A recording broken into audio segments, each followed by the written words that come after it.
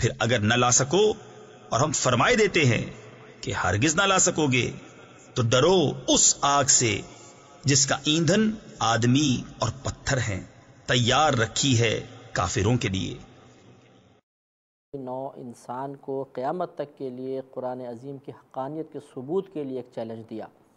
لہذا ارشاد فرمایا وَإِن كُنتُمْ فِي رَيْبٍ مِّمَّا نَزَّلْنَا عَلَىٰ عَبْدِنَا، اگر تم اس چیز کے بارے میں شک میں ہو جو ہم نے اپنے بندہ خاص پر نازل فرمائی یعنی قرآن عظیم،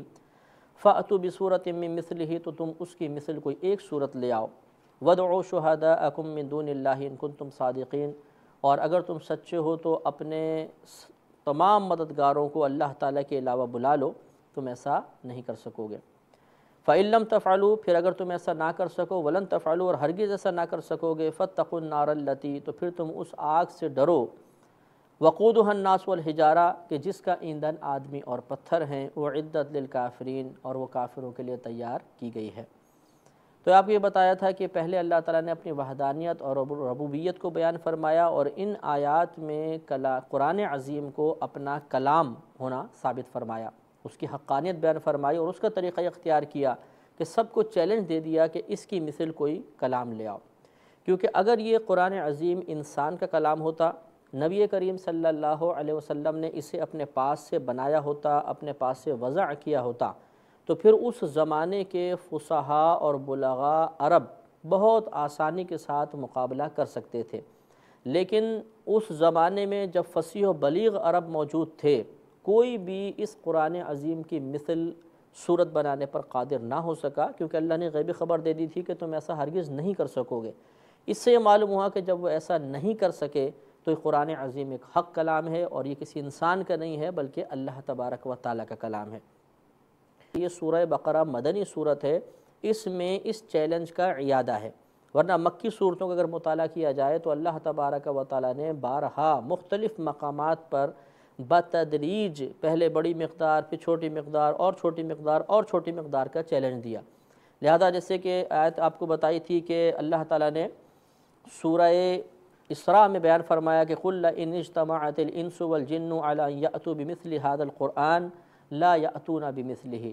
آپ ان سے فرما دیجئے کہ اگر تمام انسان اور تمام جن اس قرآن کی مثل بنانے کی کوشش کریں تو اس کی مثل لانے پر قادر نہیں ہو سکتے ہیں۔ یہاں پورے قرآن کا چیلنج دیا کہ پورے قرآن کی مثل کوئی بنا کر لا۔ پھر سورہ طور میں اور کمی فرمائی، ارشاد فرمایا کہ فَلْيَأْتُوا بِحَدِيثٍ مِّثْلِهِ إِن كَانُوا صَادِقِينَ، تو انہیں چاہیے کہ اس قرآن عظیم کی مثل کوئی ایک آیت ہی لے آئیں اگر یہ سچے ہیں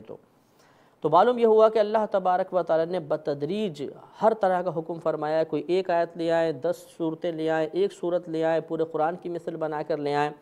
تو چلیں پورے قرآن کی مثل بنانا تو ذرا مشکل تھا، 10 صورتیں بھی مشکل تھیں، ایک صورت بھی ذرا مشکل محسوس ہوتی ہے، لیکن ایک آیت اس کی مثل بنانے پر آج تک کوئی قادر نہیں ہو سکا۔ اس کی مثل بنانے کا مطلب بھی ذرا ذہن میں رکھیے کہ جس طریقے سے قرآن عظیم فصیح و بلیغ کلام ہے،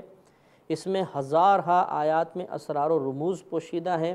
اور یہ قرآن عظیم کی آیات پچھلی خبروں اور آئندہ آنے والی غیبی خبروں پر مشتمل ہے، ایسی کوئی آیت بنا کر لے آئیں تو آج تک کوئی بھی نہیں لا سکا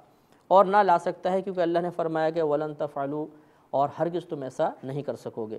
اس کے بعد اللہ تعالیٰ نے پھر اس آگ سے ڈرنے کا حکم دیا جو انسانوں اور پتھروں پر مشتمل ہے، یعنی اس میں انسان بھی جلیں گے اور پتھر بھی بطور ایندھن جلیں گے، اور یہ بیان فرما دی اعدت للکافرین کہ یہ جو جہنم ہے یہ کافرین کے لیے تیار کر دی گئی ہے۔ اس سے معلوم ہوا کہ جہنم تیار ہو چکی ہے، اور اس میں 2 طرح کی چیزیں ڈالی جائیں گی، ایک انسان ڈالے جائیں گے اور دوسرے اس میں پتھر وغیرہ بھی ہوں گے، ان کو بطور ایندھن ڈالا جائے گا۔ لیکن یاد رکھیں کہ یہاں پہ والحجارہ جو بیان فرمایا پتھر، اس سے مراد ہیں بت، یعنی جو انسان مشرک ہیں وہ بھی ڈالے جائیں گے، اور جن کے ساتھ وہ شرک کرتے تھے، جن کو ذریعہ بناتے تھے یعنی بت، انہیں بھی جہنم میں ڈالا جائے گا۔ اور اس کو اللہ تبارک و تعالیٰ نے سورہ انبیاء میں بیان بھی فرمایا ہے۔ اللہ تعالیٰ ارشاد فرماتا ہے کہ انکم وما تعبدون من دون اللہ حسب جہنم، کہ بے شک تم اور جنہیں تم اللہ تبارک و تعالیٰ کے علاوہ پوجتے ہو، ان کی عبادت کرتے ہو، یہ سب جہنم کا ایندھن ہے۔ لہذا معلوم ہوا کہ جو اللہ تبارک و تعالیٰ کی اطاعت نہیں کرے گا، قرآن عظیم کو اللہ تعالیٰ کا کلام تسلیم نہیں کرے گا، نبی کریم صلی اللہ علیہ وسلم کی نبوت سے انکار کرے گا، اس کا ٹھکانہ جہنم ہوگا۔ انہی آیات پر اگر غور کریں تو جہاں قرآن عظیم کی حقانیت ثابت ہوئی، وہیں پر یہ آیات نبی کریم صلی اللہ علیہ وسلم کی نبوت کی واضح طور پر دلیل بھی ہیں، کیونکہ جب اس قرآن کا کلام الہی ہونا ثابت ہو گیا تو ساتھ ہی یہ بھی ثابت ہوگا کہ اب اس میں کوئی شک کی گنجائش نہیں، کیونکہ اللہ کے کلام میں کوئی شک کی گنجائش نہیں۔